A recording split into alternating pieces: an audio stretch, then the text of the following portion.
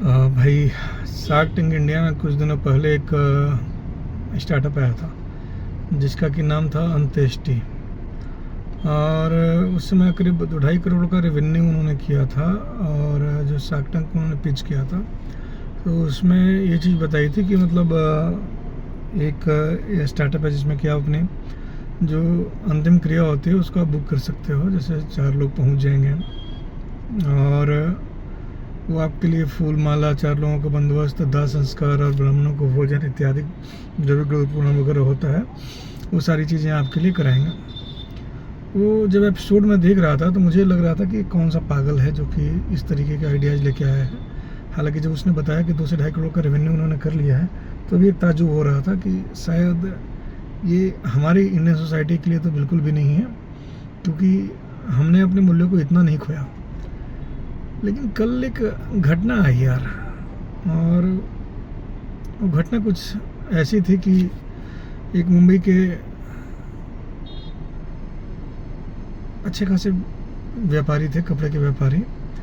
उनकी 3 बच्चियां थी और तीनों को अगर आप जो कहानी न्यूज़ पे आ रही थी कि तीनों बच्चे जो है शिक्षिकाएं हैं और उन्होंने पढ़ाया लिखाया बड़ा किया और उन्होंने वृद्धाश्रम में इनको डाल दिया।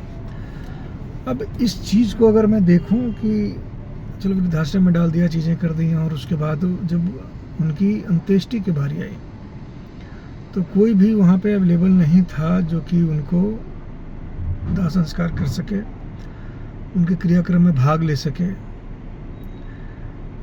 और एक छोटी बच्ची थी, उसने वीडियो कॉल पे आके उस अंत्येष्टि में भाग लिया।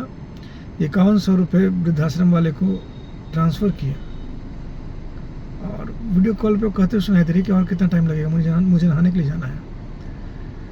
भाई सच में सबसे पहले तो मुझे घिन आ गई इस चीज़ से कि मतलब क्या बन गए हैं हम लोग, मतलब लिटरली हम लोग क्या बन गए हैं। और इस चीज़ को अगर देखा जाए तो कोई शब्द नहीं है जिसको आप एक्सप्लेन कर सको। लेकिन फिर मुझे याद आया कि शायद जिस चीज़ पे मैं हंस रहा था कि ये कौन सा स्टार्टअप का आइडिया है, चीज़ें हैं, और मेरी खुद की नज़रों में उनका 2.5 करोड़ का जो रेवेन्यू था वो जस्टिफाइड नहीं था। आज उस चीज़ को देखने के बाद मुझे लगता है कि नहीं, सच में हम as a society, as a person, as a ethics, moral ethics जो हमारी इंडियन कल्चर्स की हैं, हम लोग इतने गिर चुके हैं कि आज के टाइम में अंत्येष्टि जैसे स्टार्टअप को इंडिया को ज़रूरत पड़ने लगी है। और सही होगा अगर यह स्टार्टअप फले फूले, क्योंकि इंसान तो अपनी मोरल वैल्यू कहीं ना कहीं बेच चुका है, खो चुका है।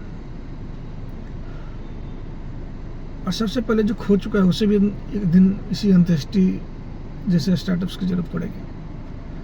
तो मुझे लगता है कि